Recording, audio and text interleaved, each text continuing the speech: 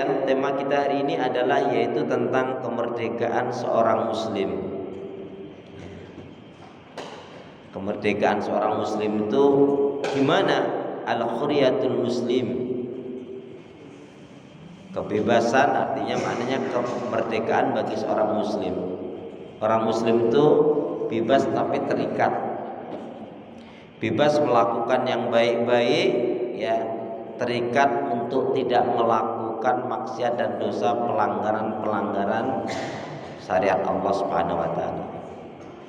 Bebasnya adalah di dalam ketaatan dan keimanan pun terikatnya dengan aturan yang Rasulullah SAW contohkan.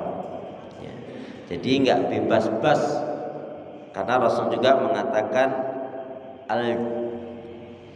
ad-dunya sijnul mu'min wa jannatul kafir. Dunia itu adalah penjaranya bagi seorang muslim mukmin, tapi surganya bagi orang kafir. Ini kiasan dan di dalamnya juga ada makna hakikinya. Makna hakikinya, kiasannya dunia ini menjadi penjara bagi seorang muslim mukmin karena dia tidak boleh bebas melakukan semau-maunya, ya, tetapi harus mengikuti ketentuan aturan yang telah Allah syariatkan. Sedangkan surga bagi orang kafir seolah-olah memang dibebaskan dunia ini, ya. Cuman kan ada di akhirat nanti ada dua, surga dan neraka. Surga bagi orang-orang yang beriman, orang yang taat, orang yang beribadah, orang yang mengisahkan, mentauhidkan Allah, melepaskan dari belenggu kesyirikan. Sedangkan neraka adalah dipenuhi oleh orang-orang yang jahat, yang kufur, yang zalim, yang fasik, yang munafik, yang melanggar hukuman aturan syariat, Allah Subhanahu wa taala. Baik jamaah sekalian, tapi sebelumnya saya ingin membacakan hadis Nabi terlebih dulu, yaitu kita mengingat kembali dua hadis pendek yang pernah saya sampaikan, karena dua hadis pendek ini sangat baik sekali untuk dalam kehidupan kita. Boleh ikutin saya Bapak Ibu. Bismillahirrahmanirrahim. Qala Rasulullah sallallahu alaihi wasallam, kullu ma'rufin shadaqah. Kullu ma'rufin shadaqah. Kullu ma'rufin shadaqah. Setiap kebaikan itu nilainya sedekah. Setiap kebaikan itu nilainya sedekah. Siap ya? Kullu ma'rufin sedekah. Maksudnya kalau saya bilang siap, saya Arabnya panjang dengan Indonesianya, ya. Dan sebaliknya. Setiap kebaikan itu nilainya sedekah. Setiap kebaikan itu nilainya sedekah. Hadis yang singkat ini datang dari Imam Bukhari, dan hadis ini mengajarkan kepada kita banyak-banyak berbuat kebaikan. Ucapannya baik, pikirannya baik, cita-citanya baik, tidak akan melakukan yang buruk-buruk. Ya, seperti contoh saja Nabi sudah mengajarkan yang dikaitkan dengan ucapan. Man kana yu'minu billahi wal yaumil akhir falyaqul khairan aw liyasmut. Barang siapa yang dia beriman kepada Allah dan hari akhirat, hendaknya dia berkata yang baik. Kalau enggak diam. Ucapan seorang muslim mukmin itu mengandung nasihat, mengandung ilmu, mengandung hikmah, mengandung manfaat, mengandung ajakan kepada iman, pada tauhid, amar ma'ruf nahi mungkar, dan juga mencegah dari segala macam keburukan-keburukan. Makanya kita dilatih oleh Nabi, dibiasakan dalam keseharian kita. Kalau memulai sesuatu mengucap Bismillah. Dapat anugerah, Alhamdulillah. Kena musibah, innalillah. Ingat dosa, astagfirullah. Berjanji, insyaallah. Berjumpa, assalamualaikum. Melihat sesuatu yang mentakjubkan, Masya Allah.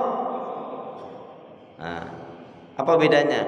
Kapan kita mengucapkan subhanallah dan kapan kita mengucapkan Masya Allah? Kalau subhanallah itu kalau kaitannya dengan Allah dan zatnya.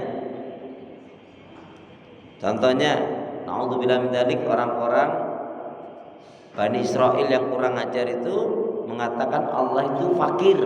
Maka kita katakan subhanallah, maha suci Allah. Ya, juga orang-orang Nasrani mengatakan Allah punya anak. Kita katakan subhanallah, maha suci Allah. Ya. Begitu juga orang Bani Israel mengatakan Allah itu enggak mampu. Ya. Kita katakan subhanallah. Tapi kalau kaitannya masya Allah, itu ada dua, kaitannya dengan Allah dan ciptaan-ciptaan Allah, dan juga hal-hal yang mentakjubkan dan ya mengherankan, atau hal-hal kaitannya dengan ciptaan Allah yang luar biasa seperti pelangi dan seperti alam semesta ini dan seterusnya. Sekali lagi, memulai sesuatu mengucap bismillah. Dapat anugerah, alhamdulillah. Kena musibah, ingat dosa, astagfirullah. Berjanji, berjumpa, melihat sesuatu yang mentakjubkan, masya Allah. Dapat rezeki, bagi-bagi. Kan wa mimma razaqnahum yunfikun. Alhamdulillahnya kan sudah di depan tadi. Jadi dapat rezeki, bagi-bagi. Wa mimma razaqnahum yunfikun. Baik, itu yang pertama. Hadis yang kedua. Qala Rasulullah sallallahu alaihi wasallam, la tusahib illa mu'minan, la tusahib illa mu'minan, la tusahib illa mu'minan. Janganlah kalian bergaul kecuali dengan seorang mukmin. Ya. Sekali lagi, la tusahib illa mu'minan. Janganlah kalian bergaul kecuali dengan seorang mukmin. Siap ya? La tusahib illa mu'minan. Ya. Janganlah kalian bergaul kecuali dengan seorang mukmin. Jadi orang beriman itu punya prinsip, lebih baik punya 1000 teman yang semuanya baik salihah daripada satu teman udah buruk jahat lagi ya. Nauzubillah min dzalik. Baik saudara seiman, nama Allah yang cinta pada kebaikan dan kebenaran, yang selalu mengharapkan kepada Allah Subhanahu wa taala.